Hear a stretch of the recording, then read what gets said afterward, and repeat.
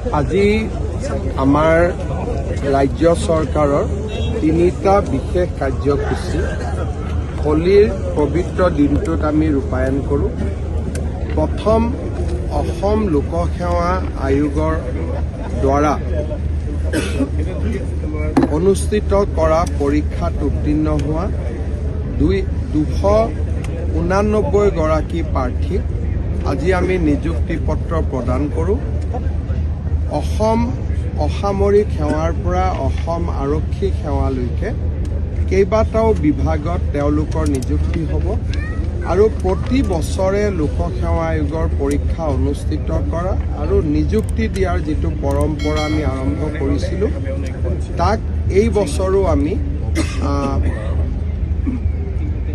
যিটো পৰম্পৰা আমি চলাই নিয়াত আমি সফল হ'লোঁ আৰু আমাৰ পৰম্পৰাটো গোটেই 5টা বছৰে চলি থাকে। স্বাগত সতীৰ্থ আমাৰ এটা বিশেষ ইনিচিয়েটিভ, যাৰ দ্বাৰা 3rd গ্ৰেড আৰু 4th গ্ৰেডত কাম কৰা কৰ্মচাৰীসকলৰ মিউচুৱেল ট্ৰান্সফাৰ কৰা হয়। যোৱা বছৰ আমি 9,000 কৰ্মচাৰীক মিউচুৱেল ট্ৰান্সফাৰৰ সুবিধা দিছিলোঁ। আজি আৰু 4,000 কৰ্মচাৰীক আমি মিউচুৱেল ট্ৰান্সফাৰৰ সুবিধা দিলোঁ। পৰ্টেলৰ জৰিয়তে এই কাম হোৱা বাবে ইয়াক স্বচ্ছতাৰ এক প্ৰতীক হিচাপে মনা যায় আৰু চৰকাৰী কৰ্মচাৰীসকলে অতি স্বচ্ছতাৰে নিজৰ ট্ৰান্সফাৰ অৰ্ডাৰ পাবলৈ সক্ষম হৈছে। 13,000 চৰকাৰী কৰ্মচাৰী বৰ্তমানলৈকে স্বাগত সতীৰ্থ পৰ্টেলৰ পৰা উপকৃত হৈছে। তৃতীয়তে, আমাৰ বন বিভাগে যিটো কাম্পা বুলি আমাৰ ফাণ্ড আছে কম্পেনচেটৰী ফৰেষ্ট এফৰেষ্টেশ্যনৰ ওপৰত, সেই ফাণ্ডৰ অধীনত আমাৰ ফৰেষ্টৰ বিষয়া কৰ্মচাৰীসকলৰ কাৰণে 131খন বাহন তেওঁলোকে ক্ৰয় কৰিছিল। এই বাহনকেইখনো আজি আমি ফ্লেগ অফ কৰিলোঁ। এতিয়া বিভিন্ন ৱাইল্ড লাইফ পাৰ্ক আৰু ফৰেষ্টত কাম কৰা বিষয়া কৰ্মচাৰীসকলে এই বাহনকেইখন আজিৰ পৰা ব্যৱহাৰ কৰিব পাৰিব। ফাকুৱাৰ আনন্দৰ দিনা এই তিনিওটা কাৰ্যসূচী ৰূপায়ণ কৰিবলৈ পাই আমি অত্যন্ত আনন্দিত হৈছোঁ। চৰকাৰত নিযুক্তিৰ সংখ্যাও প্ৰায় 1,60,000 চুলেগৈ, যিটো আমাৰ কাৰণে এক সফলতা আৰু প্ৰাপ্তি বুলি আমি দাবী কৰিব পাৰোঁ। স্যাৰ, কোচিং চেণ্টাৰৰ বিষয়ে এটা আপুনি কৈছিলে।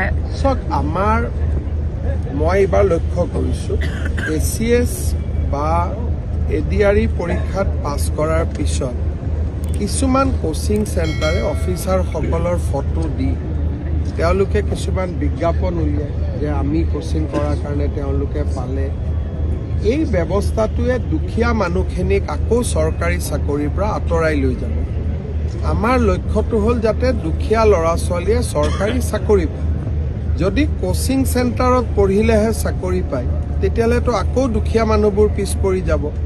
সেইকাৰণে মই লোকসেৱা আয়োগ আৰু আমাৰ চৰকাৰৰ আন বিভাগবিলাকক আজি মই অনুৰোধ কৰিছোঁ যে কোচিং চেণ্টাৰে কি পঢ়ায় তাৰ খবৰ ল'ব লাগে আৰু তেওঁলোকে নপঢ়োৱা বিষয়েৰে কুৱেশ্যন কাটিব লাগে, যাতে সাধাৰণ ঘৰৰ ল'ৰা ছোৱালীয়ে কোচিং চেণ্টাৰত পঢ়িব নোৱাৰা ল'ৰা ছোৱালীয়েও আমাৰ নিযুক্তি পায়। আৰু অফিচাৰসকলকো মই কৈছোঁ যে তেওঁলোকৰ ফটো দি যিবিলাক এডভাৰটাইজ কৰা হয় তেওঁলোকে যাতে কোচিং চেণ্টাৰ চলোৱাসকলক কৈ দিয়ে আজিৰ পৰা যে আমাৰ ফটোবিলাক যাতে আজিৰ পৰা নোহোৱা কৰি দিয়ে। কাৰণ আমি ইয়াত চৰকাৰী চাকৰিকেইটা দুখীয়া ল'ৰা ছোৱালীয়ে পাওক, মধ্যবিত্ত মানুহে পাওক, আকৌ টকা পইচা দিব পাৰিলে গোটেই কথাটোতো একেই হ'ব যে যোনে কোচিং পঢ়িব সিহে চাকৰি পাব। এই ব্যৱস্থাটো আমি নোহোৱা কৰিব লাগিব। এই গোটেই বিষয়খিনিক এখন বিল উত্থাপন হৈছিল। এইটো ইয়াৰ বিলৰ লগত কথা নাই আৰু ধৰক আপোনাৰ ঘৰত যদি টিউশ্যন কৰে আপুনি পঢ়িলে পালে, সেইকাৰণে ইয়াত বিলৰ লগত কথা নাই। ইয়াত লোকসেৱা আয়োগে ইনোভেশ্যন কৰিব লাগিব যে তেওঁলোকে কি পঢ়াইছে তাক চোৰাংচোৱাৰ দ্বাৰা খবৰ আনিব লাগিব আৰু নপঢ়োৱা কুৱেশ্যন কাটিব লাগিব। ইয়াত বিলৰ লগত ইয়াৰ কোনো সম্পৰ্ক নাই।